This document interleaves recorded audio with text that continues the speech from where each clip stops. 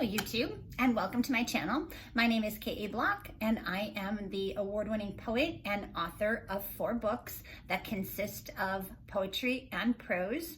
I also have a website at thepracticalpoet.com, and in that website you can find a link to all of the poems that I featured so far on YouTube, and you can also find a tab in there labeled books, and that gives a link to all 4 of my award-winning books. And in each of my books, I do a little bit of storytelling through poetry, and I'd like to bring that same concept here to YouTube, do a little bit of a story, tell a little bit about the motivation about the poem, where it inspired from, what are my random thoughts, why I'm choosing to feature the poem this week, and kind of give a little bit of a backstory, and then just get into the poetry reading. So I'm happy that you're here with me today. The poem that I'm choosing to feature today is from my second book called Scatter Seeds of Kindness. And like I mentioned, this book is also available under the books tab of my website. And again, that is thepracticalpoet.com. So this is my second book, and the poem that I'm choosing to feature today has to do with memories. And the reason that I'm choosing to feature this poem this week is because in the United States, just a couple of days ago, we had Thanksgiving, the Thanksgiving holiday. And that is usually a holiday of a little bit of reflection, a lot of warm memories that have to do with that holiday.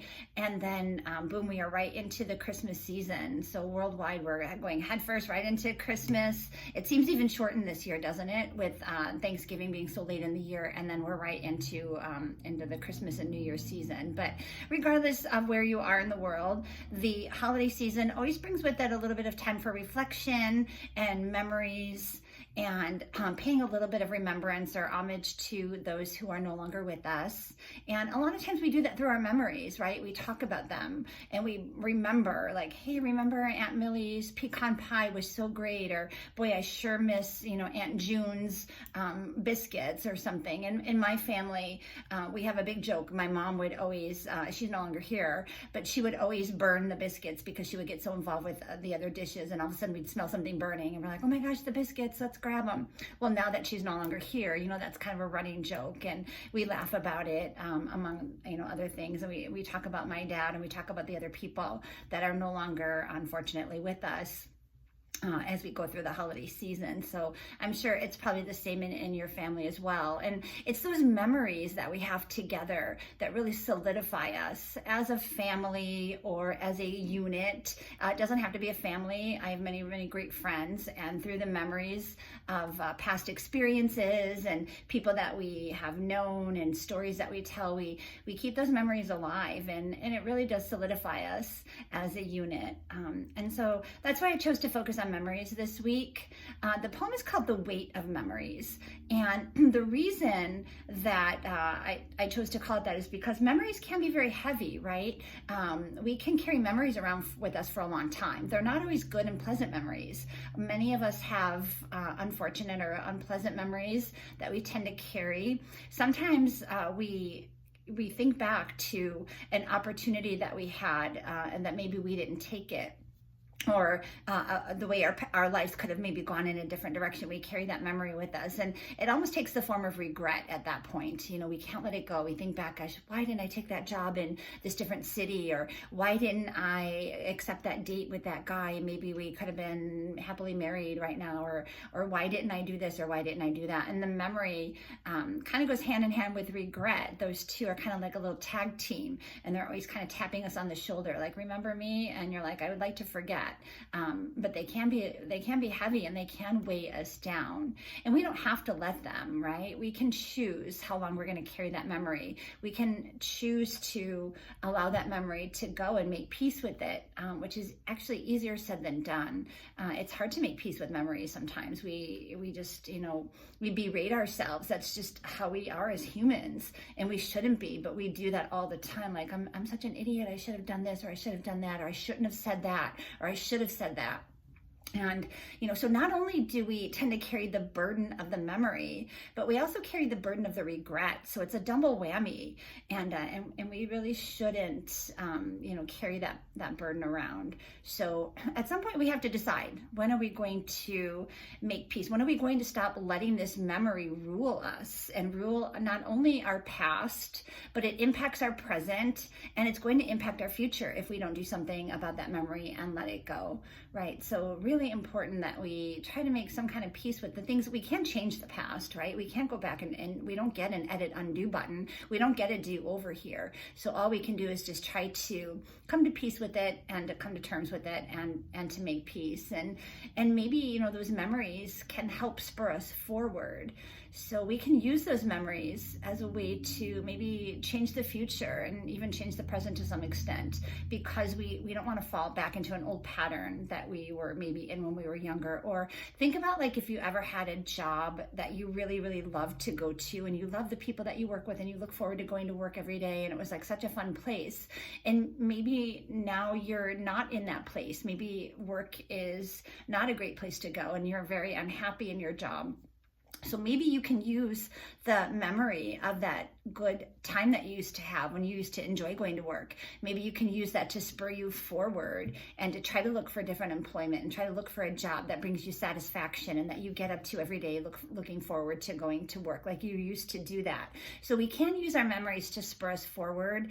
Or you might think back to like a time when you were younger, when you would get up every morning and go for a run in the morning. You were in super great shape. And as the years go by, that's kind of gone by the wayside. And you might think, gosh, that's when I felt the best. That's when I looked the best. That's when I was the happiest and most content.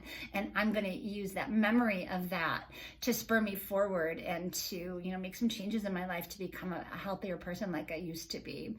So we can use those memories to, to kind of make different life changes and to kind of guide our life as we go forward. Again, we can't change the past, right? But we can, make peace with the present, and we can use those memories to make sure that we don't kind of make those mistakes, or that we don't go into the future with that same kind of regret and carrying those heavy burdens or those heavy memories along with us. So memories, when I first started writing this poem, I really struggled a lot with it. This was one of the ones, sometimes my poems just come gushing out, other times no. And this was one of those where it's interesting because the first two lines of the poem, or the first two verses, have to do with finding a box of memories, in other words, like photos and stuff like that, maybe like a memory keepsake box or something, and putting it on the shelf because the person in the poem is not able to deal with those memories on that particular day. And that's kind of what happened with this poem. I wrote the first couple verses and I was like, I don't know where I want to go with this. And so I'm just going to put this poem on a shelf, figuratively, just kind of put it off to the side, and I'm not going to think about it, and I'm going to come back to it at a later time when I'm in a different place. And sure enough, that's what I did. And the way that I really started to write the poem was to start to think about memories and how they impact our lives and how they shape us. And I started to think about how the past and the memories that we carry do kind of define us and do kind of shape who we are and who we are going to become, and how those memories kind of make us a little bit stronger. And by the time that we get to a certain age in life, which, I'm probably at that age, our memories can help strengthen us, because by the time we get to this age or a certain age in life, we've lived through a lot. And we've probably lived through some loss and definitely some life lessons. And kind of going back to that loss, we've probably lost people in our lives, maybe that we were close to, maybe parents or a sibling or a close friend, and maybe not even through death, maybe through divorce or through just a parting of the ways. We've probably lost some people as we've gone through life, and certainly the loss of a pet, which can be devastating as well. And so we've learned some lessons, and those lessons have strengthened us. And so the memory of those lessons can help to strengthen us. And so as we go forward, it's almost like a little bit of a reassurance. It's like our memories are saying, hey, I've got you, or you've got this, because you've probably been through worse. So you get to a certain point where you kind of start to shrug stuff off, because you know that you've been through worse and you survived it, and you're going to survive this too. So we can use those memories to help strengthen us and, to help make us a little bit stronger and and kind of guide us. And our memories are building blocks, and that's mentioned in the poem. You know, they build on each other, and one memory strengthens the other, and they strengthen the other, and that helps us to become, you know, a stronger person, and builds our character as we go through life. So as far as memories, I really do pride myself on having a very good long-term memory. I sometimes amaze my friends, and it's interesting with memories too, because two people can be in the exact same scenario and remember things completely differently. So you know, memories are just kind of interesting. We've all got them packed up in our little like cloud up in the sky, or little photo album in the sky, or what have you, and we draw on them when we need to. But two people can remember things exactly, completely differently as we start to recall situations. But I do kind of pride myself on having that good long-term memory. I can really draw back into my memory bank and remember things to very interesting details. Not so much with short-term memory. Like, I had to go to the store today and I needed 4 items, and I needed to write them down because I knew I would forget something. But, you know, ask me what I was doing on like March 3rd, 1982 at, you know, the grocery store, and I could probably tell you. I'm exaggerating, but you know, the way that I do that is I just start to piece together. I start to kind of look for like a starting point, like a thread, and start to make connections. And sometimes it's just as simple as, what was I wearing? If somebody says, remember, where were we when this happened? And I start to think back, and I'm like, gosh, what was I wearing? I remember my feet hurt because I had really high-heeled shoes on, and I had a dress on. Why was I dressed up like that? Oh, because we were at, you know, Jim and Linda's wedding. And then afterward, we went out to, you know, Denny's for whatever, and a fight broke out, or what have you. You know, it's just kind of a made-up scenario in my head. But you know, you get to the point of where you start to make those connections, and you just start to piece together little pieces of the puzzle, and it comes together like a puzzle. So, you know, I'm not a super competitive person, but I'll go toe-to-toe with somebody on my memory, and I usually end up being right. But like I said, sometimes two people are in the same scenario, and they remember things completely and totally differently, which is always interesting to me. It's like, were you in the same place as I was? Because I remember this differently. And, you know, it's just how our memories are. So at any rate, I want to go ahead and start to get into the poem. This is a little bit of a longer poem, again, talking about how the memories shape us as we go along in life. And so I'd like to read that to you now. I'm going to take a quick sip of tea here and settle in. It's really cold today, but it is a nice sunny day, so that's helping. And again, I'm going to go ahead and put my glasses on. This is from Scatter Seeds of Kindness. And if you don't feel like listening to the poem being read, you can find it on my blog. Again, that is thepracticalpoet.com/blog. And then you would find this under, the poem is called The Weight of Memories. So I hope that you enjoy this poetry reading, and I will do my very best not to stumble over the words here. So again, The Weight of Memories. There's a box of old memories that sits up on a shelf. I know exactly where it is. I put it there myself. There are times I go to reach for it, then suddenly refrain. Some days I'm just not strong enough to walk down memory lane. I don't know what I'll find there, but then again I do. Memories of days gone by, the times I spent with you, and many family photos that reflect the happy years, a good and carefree childhood, yet still there were some tears. Who wants to open up old wounds? Life is hard enough without reverting back in time to all that gone by stuff.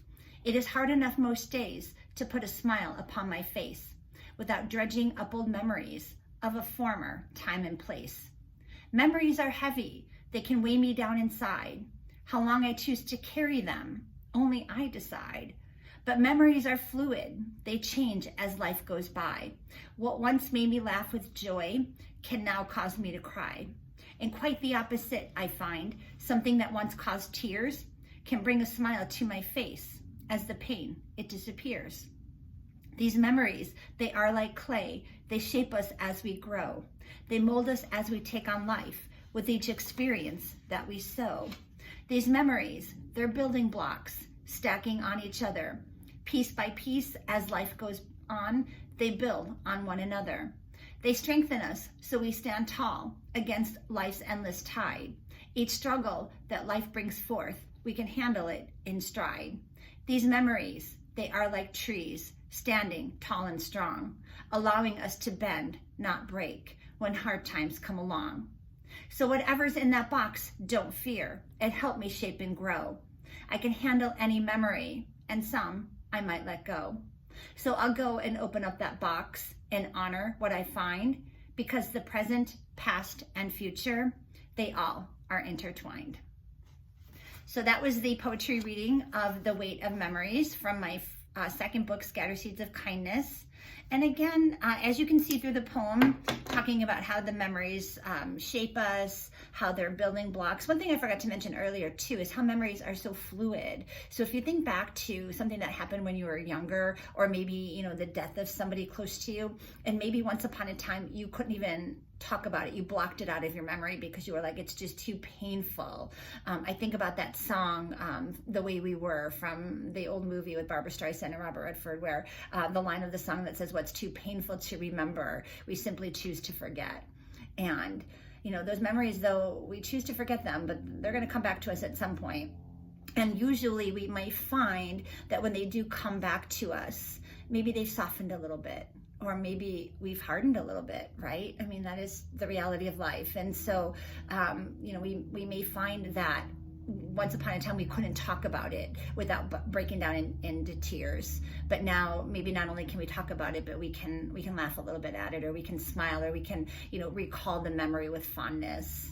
And that's just something that comes with age and with experience and with just learning to put things into perspective, I think. And the more that we go through in life, the softer or more fluid those painful memories from our past will become. So with that, I'm going to leave you. I thank you so much for sticking with me for this poetry reading of The Weight of Memories. And again, you can find the printed copy of the poem on my blog at the practicalpoet.com/blog, and then the poem again called The Weight of Memories. There's also a link to all of my books, including Scattered Seeds of Kindness, where this book came from.